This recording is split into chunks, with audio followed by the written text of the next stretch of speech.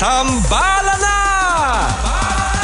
At eto na sila, ang nag-iisang masugid na tagahanga ni Nicole Yala. Chris Chuper! Kasama ang nag-iisang diehard fan ni Chris Chuper, Nicole Yala! Dear Nicole and Chris. Dear Nicole and Chris. Dear Nicole and Chris. Dear Nicole and Chris. Magandang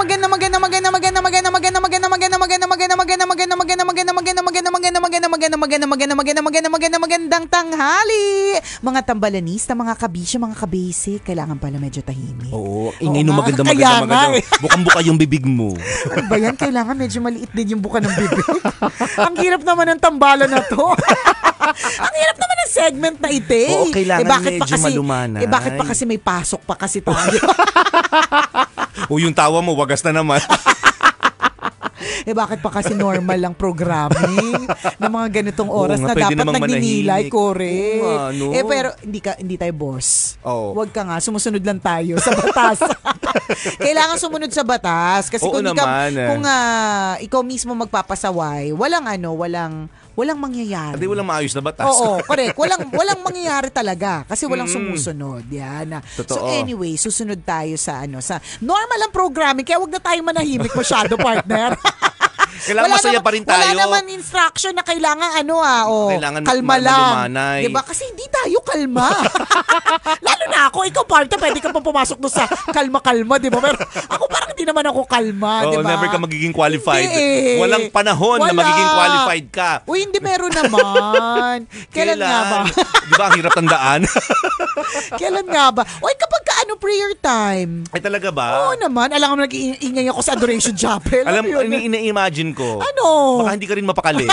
Yung init na init ka, parang ang init. Parang aliswag na aliswag ako. Pero ganon. Hindi ako ganon. Nakakaloka ka. Sinisilaban, hindi ganon? Hindi naman. Ikaw yun. Huwag mo kami dinadamay sa sinisilaban ka sa loob ng Adoration Chapel.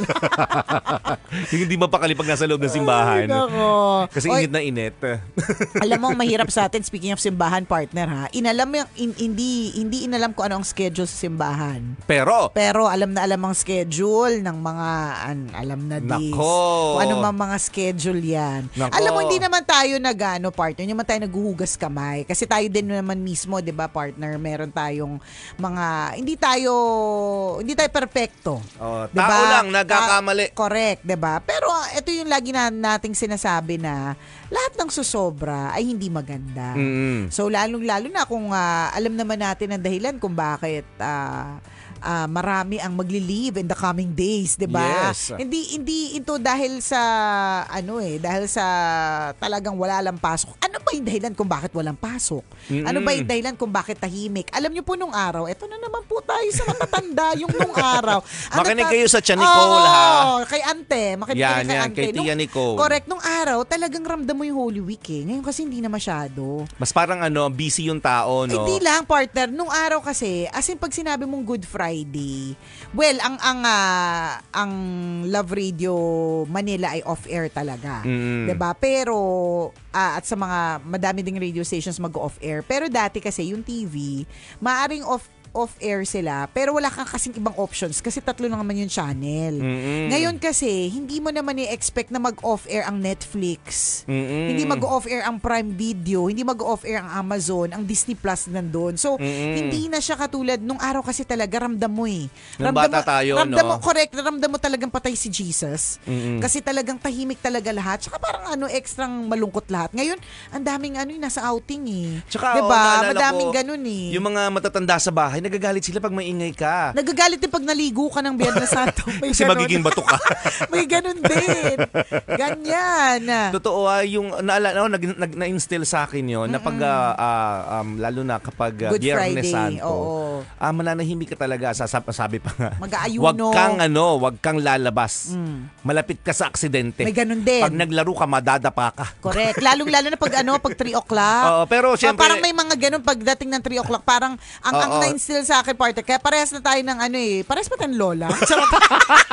Pero nagtanong. Ano ka ba? Magkasama tayo sa bahay noon. Okay, Nagkalimutan lang tayo. Hindi ko kasi natandaan Magkaparehas pala tayo ng lola. Charing. Ang na-instill din sa akin yung ganyan. Pero mostly talaga na parang delikado, parang alas 3 onwards. Hanggat hindi nabubuhay. Yun yung oras na namatay ang Diyos. Correct. So dahil namatay, parang walang parang wala tayong protection lahat. May parang ganon. Pero syempre, hindi naman literal na pagkakaintindi natin. Na parang, hindi ako literal. Pag naglaro ka, madadapa ka. Hindi naman ganon. Ibig sabihin. Literal ako noon. Parang natakot din talaga ako. Kaya ano mga bata tayo, syempre. Hindi rin talaga ako masyadong gumagalaw. Si baka mamaya. Nasa sopa lang nakaupo. 24 oras. Oo, lang kami, nakastay. Parang ganon. Nung mga bata tayo, yun yung pagkakaintindi natin. Pero nung lumaki tayo, naintindihan natin na ang hindi sinasabi lang talaga ng mga matatanda noon, i-value natin tong araw na ito. 'Di ba? Na ilaan natin ang araw na ito para mag-contemplate, para mag-meditate, 'di ba? Magnilay-nilay, 'di ba? Aralin ang mga sinasabi ng Diyos, 'di ba? Ang buhay ni Jesus, 'di ba? 'Yun yung dapat nating i-alat. And hindi naman sa sinasabi nating wala nang gumagawa noon, pero mas kapuna-puna lang kasi yung mga taong nag-celebrate. Tama, madami kasi party, talaga kami nga may reunion. Oo, totoo. Kaya nga, sabi nga natin, partner, hindi naman tayo naghuhugas kamay. Mas kapansin-pansin lang talaga. Hindi lang kapansin, siguro, kasi baka marami din naman gumagawa nung, hindi rin. Nung panahon natin, wala ka makikita mag-outing kasi nga takot nga yung mga tao ng Good Friday, walang mag-outing. Although Easter Sunday lang. Meron pa rin naman talaga, pero yun nga, hindi naman siya totaling nawala. Mas maingat lang din yung mga tao. Parang may ganun. Pero tama ka, partner, dun sa mas kapansin-pansin, ang marami nagpa-party. Kaya nakakatuwa lang din yung mga hindi pa rin kinakalimutan yun. 'Di ba? So hindi tayo naghugas kamay, meron din tayong mga plano, lahat tayo, 'di ba, may mga ganyan. Pero ito yung babalik na naman tayo sa lahat ng sosobra ay hindi maganda. So sobrang party during Holy Week, parang may mali din talaga tayo doon, 'di ba? So wag naman din. Yung i-balance mo, 'di ba? Yung kunyari, ito yung ginagawa ng iba. Well, gawain din namin to. So, kunyari, may pupuntahan kami. Let's say, baka nga outing, kunyari, sa malayong lugar or whatever. Ano yung schedule nyo? Yung schedule nyo ngayon? Ang schedule namin, bago kami makarating doon sa, kunyari, sa beach, sisiguraduhin namin, naaalamin namin, ano ba yung mga simbahang dadaanan. So, para nakapag-bisita iglesia na din. Okay. Hindi naman requirement na Thursday lang siya gagawin 'di ba? Basta may ganon, may bisita iglesia, o kaya kung kahit na hindi bago makarating, kahit dun sa area, for sure may simbahan diyan. For sure merong merong pwedeng puntahan para magnilay, huwag kakalimutan. Diba? Yung ganon, yung sinasabi natin, hindi man tayo nagbabanal-banal, baka sabihin nila, pa ka naman itong dalawang. Mas makikita ka sa beach. Oo, tapos sa beach ako, diba? Kaya ngayon pala. Nagtutupis ka pa, yung hali-hali na suot mo. Correct, diba? Kita-kita yung kuyukot mo, yung pisngi ng eme mo, kita-kita, diba? Ang sinasabi ko lang, baka wag din tayo maghusga sa mga nagganon. Kasi hindi natin alam, diba? Nagpa-picture lang yan sila. Diba? Pero sa totoo, hindi natin alam na bago yon nagbisita iglesia muna sila, o bago yon nag rosary or kung ano man, 'di ba? Basta may balance, yun naman talaga malaga kasi gets naman natin bukod sa Christmas break, itong Holy Week break lang din naman talaga yung mako-consider na lahat nagbe-break, parang ganun na hindi mo kailangan magpaliwanag sa boss kung bakit ka leave.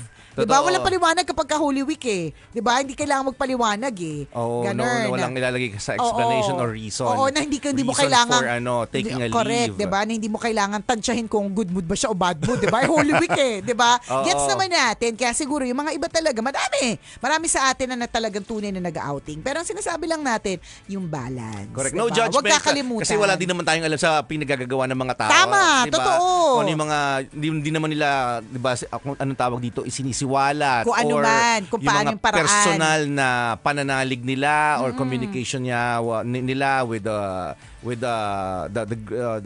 God, 'di ba? Yes. Kung paano yung pag-commemorate nila o yung hindi naman natin nakikita hindi natin nakikita. Yun nga yung sinasabi ko, partner, na hindi natin i-judge yung naka-two-piece at pinost niya. Hindi lang naman niya kasi pinost nung nag-grocery sila muna. Oo, 'di ba? Or hindi niya lang pinost yung nagbisita iglesia muna sila bago sila nag-outing, yung ganun. Correct. So yun yung sinasabi lang natin. Kayo naman nakakaalam niyan. Pinag-uusapan lang, baka may ma-offend lang na parang ito naman tong dalawang kaya wag ganun kasi ako mismo magbibitch ako Hindi nga lang ang ginagawa ko nga lang, partner, talaga bago Oo. Bago ako para pagdating ng Thursday, Friday, and Saturday, yung parte na yun ng Holy Week, talagang may may Yun na yung medyo pwede ka na mag-celebrate. Hindi ako mag-celebrate.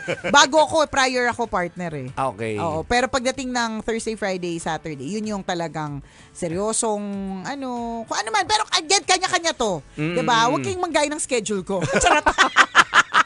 Walang gaya ng schedule. Pero ang sinasabi lang natin na balance. Kasi gets natin, no judgment. If you wanna go out, marami for sure sa Maynila, partner.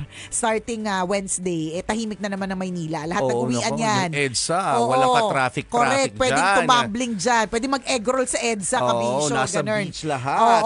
Ganun. No judgment. Ang sinasabi lang natin, wag lang din kakalimutan. Ang dahilan kung bakit talaga tunay na walang pasok. Correct ka. Ang siguro isa sa magandang gawin talaga napaka-importante nung magnilay-nilay. Ang dami mo kasi ang daming pwedeng pumasok sa isip mo na ia-apply mo sa pang-araw-araw na buhay sa mga susunod na pagkakataon sa mga susunod na araw. 'Di ba? Napag-nilayan mo, palamura kang tao. Sa mga susunod, 'di ba? Hindi ka na palamura. Palamuti ka na, 'di ba? Naging maganda. Palabuka ka. Ay, huwag ganon. Mali. Holy Monday. Mali. Erase. Di ba? Mga ganun. Di ba, kung tutusin, ilang oras lang yun na nag-isip ka Ano ba ako nitong mga nakaraang araw? Yan. Mabuti ba ako? Masamang tao? Ano ba yung mga nagawa kong kabutihan at ano yung mga nagawa kong kasamaan? Ano ba yung mga kinakalat ko? Yes. Magandang balita, chismis. Diba, anong klase kang tao nitong mga nakaraang araw na pwede mong baguhin para mas maging mabuti ka, mas maging mabait ka, 'di ba? Mas maging okay ka, 'di ba? Mas mag-level up ka na tao. Ay, tamad ako nitong mga nakaraang araw. Sisipagan ko this time. Parang may umpisa ganun to ng pagsisipag ko. Mga ganon, pagninilay-nilay. Yan. Yung mga kasalanan ko ba, marami na ba sila? Baka pwede kong bawasan next time at dagdagan ko yung kabutihan. Yan, 'di ba? Ganon. Mahilig ba ako mag-share o napakaramot ko? Yan, ganon. Pwede naman siguro ako mag-alat ng parte ng kinikita ko para mag-share din. Yung mga Ganon. ganyan. Kanya-kanya ulit, 'di ba? Walang gayahan. Kung ano yung fit. Yung mga nasabi namin sa amin lang yun. Oo. Walang gaya-gaya. Charet. Diba? Pero, yun diba? Ang sinasabi ko, pwede mong gayahin, pero fit ba sa personalidad mo? Diba? Kasi baka mamaya, nagnilay-nilay ka na, hindi na ako iinom. Hindi ka naman talaga umiinom Huwag kang ganon. Huwag yung hindi ka iinom. Huwag tayong baliw-baliwan. Huwag ganon. Ikaw, anong sacrifice mo this week? Secret, walang gayahan. Ay, Baka gayahin mo. Hindi ko gagayahin kasi magkaiba tayo ng personalidad O sige, ano? Basta ayoko sabihin. Siguro wala ka sacrifice, no? Ginadja. Wala ka siguro sacrifice. Basta kaya hindi ko sasabihin. Wala kang masabi. Wala kang sacrifice. Hindi pwedeng sabihin. Yung Holy Week pa yung ganito. Yung kaibigan mong pikon. Wala kang yung kaibigan mo sacrifice. nangaaway ng Holy Week. O yung mga ganyang halimbawa, diba? habit na hindi mo palaaway ka ba? Na hindi mo napapansin sa sarili mo. Di ba? Ngayon, try mong i-assess. Try mong balikan yung mga ganyang klase ng ugali. Baka sakaling mabago. Yan. Di ba? Pagkakataon natin to. Hoping, di ba, na magbago. At ang pagbabago po ay hindi imposible, ha? Baka kala lang natin, hindi na pwede magbago. Ito na ako. Hindi, Ang dami nating kakilala na dati silang ganun, hindi na sila ganun ngayon. Totoo diba? yun. So, pwede. At ang prayer natin, yung sinasabi nating pagbabago is for the good and for the better. Yes. Hindi yung for the worse, yung palala. Diba? Nagbago siya, palala siya. Hindi yung ganon. Totoo ganyan. yun. Ang dami nating marirealize, mga kaibigan, kapag nag-contemplate ka. Yung konting katahimikan lang ng mundo. Tama. Kasi aminin natin, sobrang busy nating lahat. Diba? Napakabilis ng takbo ng mundo. Kung mapapansin mo, sobrang ingay. This time, bigyan mo ng katahimikan yung sarili mo. Tama. Ang dami mong marirealize. Ganun pala. At tumatanda na pala ako. Diba? Baka So, magpa-rejuve naman ako. Ay, hindi ganyan. Ay, mali. Kung may i-rejuve ang pagkatao. Yan, diba? yan. Ganun. Nabibili ba yun sa Shopee? Rejuve ng pagkatao. Pero totoo, hindi lang naman dapat physical yung babaguhin or pagagandahin diba? Yung kalooban pagagandahin. Lalo na pag ma-realize mo na, matanda na pala ako. Malapit-lapit na. Totoo. Actually, kahit bata Hindi wala namang makakapagsabi na yung matanda lang yung malapit-lapit sa sa pagkuha ni Lord. Hindi. Madami mga bata kinukuha na din sila. Ganon. So, kailan pa yung pagbabago, 'di ba? Today and now. Correct. Now, siya, maraming salamat sa pagtutok sa amin this Holy Monday and may everyone have a blessed Holy Week again. A blessed Holy Week again? Oo, kasi last year. Gets na nila yun. At siyempre, kung naging mga kabuluhan naman yung Holy Week mo last year, edi again, do it again.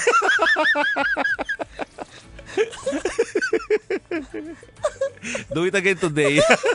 May English ka pa kasi. Hindi mo naman kaya. Ulitin mo. I'll give you the chance. Babaguhin ko. Redeem yourself. May time ka pa. Di ba? Itama ko lang. Have a blessed Holy Week again. Tama din naman. Pero mas tumpak yung ahead talaga. Hindi naman mali yung again. Epekto pa sa akin to ni Janet Jackson. Again. Naturally. Yun ba yun? Hindi. Ay, iba pala. Itigil na natin to. Have a blessed Holy Week again. Hindi, kasi... With emphasis pa talaga. Tapos bigla ka na paisip. May mali. Ayoko na. Huy, alam mo, tawan-tawa ka. Bawasan mo yan. Oo nga. Masyado kang maligaya. Ay, sige na. Itigil na natin to. Bye-bye mga kabisyo.